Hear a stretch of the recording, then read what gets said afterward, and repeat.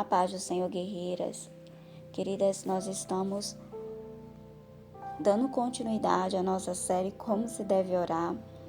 E nós estamos no 11º áudio da nossa série, estudando os segredos da oração do Pai Nosso.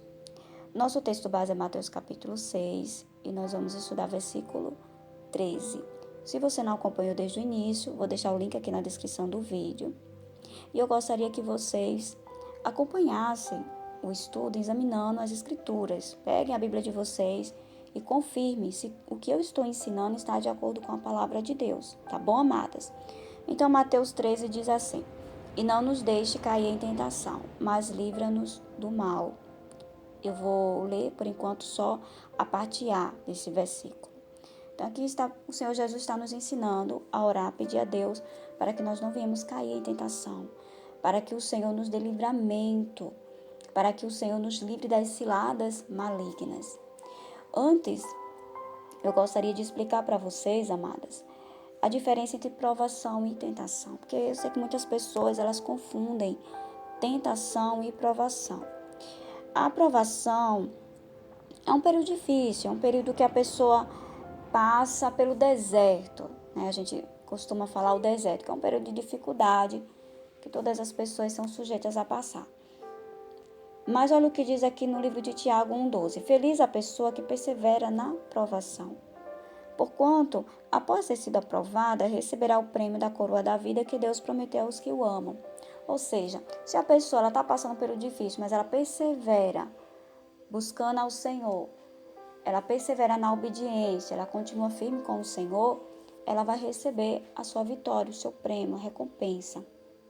Mas a tentação é outra coisa. A tentação é induzir ao erro. Quando a pessoa está sendo tentada, ela está sendo induzida ao erro. E a palavra do Senhor fala aqui em Tiago 1,13: Entretanto, ninguém ao ser tentado deverá dizer, estou sendo tentado por Deus. Ora, Deus não pode ser tentado pelo mal e a nenhuma pessoa tenta. Então, Deus ele não pode ser induzido ao erro e ele também não induz ninguém ao erro. Versículo 14 diz: Cada um, porém, é tentado pelo próprio mau desejo, sendo por esse iludido e arrastado, e em seguida esse desejo, tendo concebido, faz nascer o pecado, e o pecado, após ter se consumado, gera a morte. Então, o diabo ele vê ali um ponto fraco da pessoa e ele começa a induzir a pessoa ao erro. E nós não podemos evitar que o diabo lance as suas tentações malignas, mas nós temos que resistir à tentação. A palavra do Senhor fala: resistir ao diabo e ele fugirá de vós. E nem sempre, amados, nós percebemos. Por isso que o Senhor, ele nos manda pedir ao Senhor que nos livre das ciladas malignas, né? Que nos dê entendimento, que abra o nosso entendimento para que nós venhamos perceber as ciladas de Satanás. Porque o Senhor Jesus ele falou para os seus discípulos, né? Quando os seus discípulos o Senhor Jesus ele estava orando e ele retornou lá em Mateus 26, a partir do 40. E o Senhor Jesus falou para ele: olha, vocês não conseguiram vigiar nem uma hora comigo? O Senhor Jesus falou: vigiai e orai, para não cair em tentação. O espírito com certeza está preparado, mas a carne é fraca. Primeiro, o Senhor falou que é vigiar. E vigiar o quê? Prestar atenção. E depois o Senhor falou orai. Quer dizer, preste atenção, observe e ore, fortaleça o seu espírito. O espírito está sempre forte. O espírito com certeza está preparado, mas a carne, ela é fraca, a natureza é pecaminosa. Por isso que nós temos que orar ao Senhor. O Senhor nos livra das ciladas malignas e fortalecer o nosso espírito. Porque a luta é o espírito contra a carne, contra a natureza pecaminosa. Se a sua carne ficar fortalecida, se você ficar toda hora alimentando os desejos carnais, então os seus desejos carnais vão estar mais fortes. Mas se você fortalecer o seu espírito, então o seu espírito vai estar forte para que você possa vencer as situações de tentação. Também, amadas, um bom exemplo é lá no livro de 1 Coríntios 10, versículo 12, que diz: assim, aquele que julga estar firme, cuide-se para que não caia.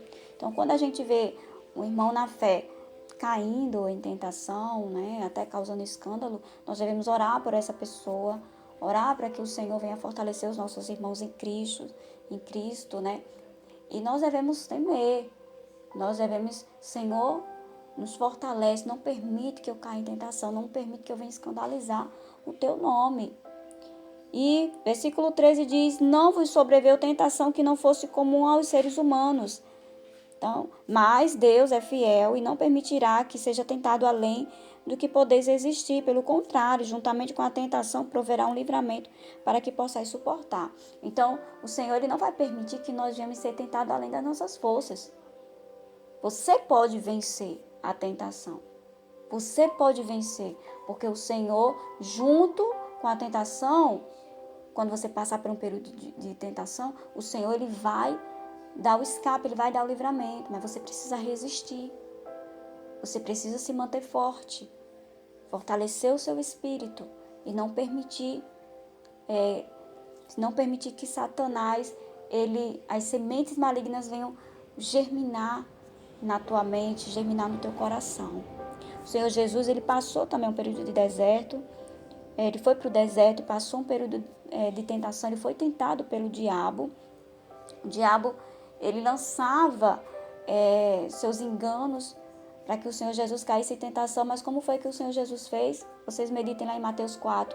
O Senhor Jesus venceu as mentiras de Satanás com a verdade da palavra de Deus.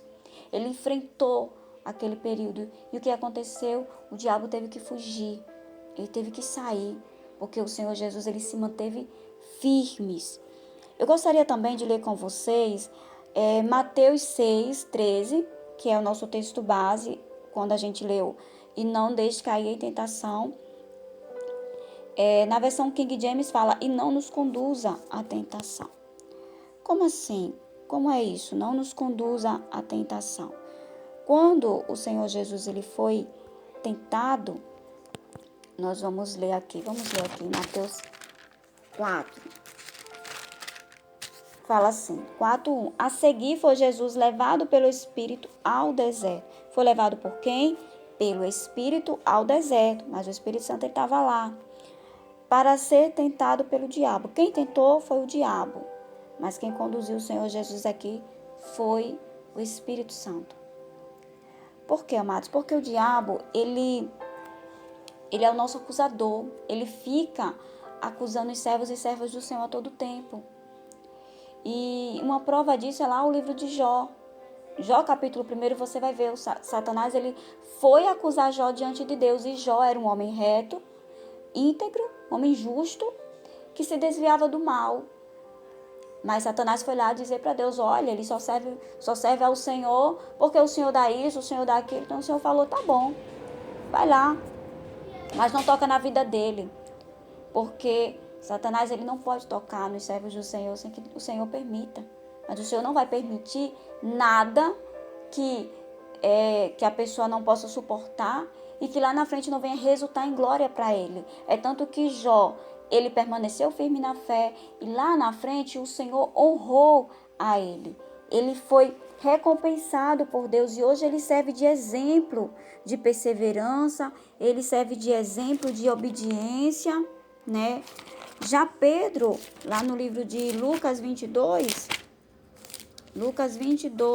aqui ó, a partir do versículo 31, o Senhor Jesus falou para Pedro, Simão, Simão, eis que Satanás vos reclamou para vos peneirar como trigo. Eu, porém, roguei por ti, para que a tua fé não desfaleça. Tu, pois, quando te converteres, fortalece os seus irmãos. Olha, amados, na versão King James, esse mesmo versículo aqui de Lucas, capítulo 22, versículo 31, fala assim, ó, Simão, Simão, eis que Satanás já recebeu autorização para vos peneirar como trigo. Então, Satanás já foi lá acusar Pedro e recebeu autorização para peneirar. O que é peneirar? O que é cirandar trigo? É um processo que o trigo passa, em que ele é socado violentamente, né? Bate ali com algo, né, no trigo, para separar o trigo da palha. Entende, amados? Então, Satanás já tinha recebido autorização. Pedro não sabia nada sobre o mundo espiritual, mas o Senhor Jesus sabia. Então ele foi lá e intercedeu por Pedro. Olha só o que diz aqui, versículo 32. Eu, entretanto, roguei por ti, para que a tua fé não se esgote. Tu, pois, quando te converteres, fortalece os teus irmãos. Veja, o Senhor Jesus, ele não intercedeu por Pedro para que ele não viesse passar por um período difícil. Não. Mas ele intercedeu para que a fé dele não se esgotasse, para que ele passasse por aquele período. E olha só, o Senhor Jesus falou, pois quando se converteres, quer dizer, Pedro ainda não era convertido, ainda estava engatinhando, ainda estava precisando se converter. Mas o Senhor falou, tu quando te converteres, que aquele período ia trazer conversão de Pedro. Fortalece os teus irmãos, porque Pedro ia adquirir experiência. E aí ele ia poder fortalecer os seus irmãos na fé. Mas o Senhor Jesus intercedeu por ele para que a fé dele não viesse a ser desfalecida naquele período difícil. Então, amados, quando nós formos orar, vamos pedir ao Senhor, Senhor, nos fortaleça. Não permita que eu venha cair nas ciladas malignas, mas me dá força, me dá capacidade, me dá discernimento para me discernir o que é certo e o que é errado. Amém, amadas? Em nome do Senhor Jesus, é isso que nós devemos fazer. Amadas,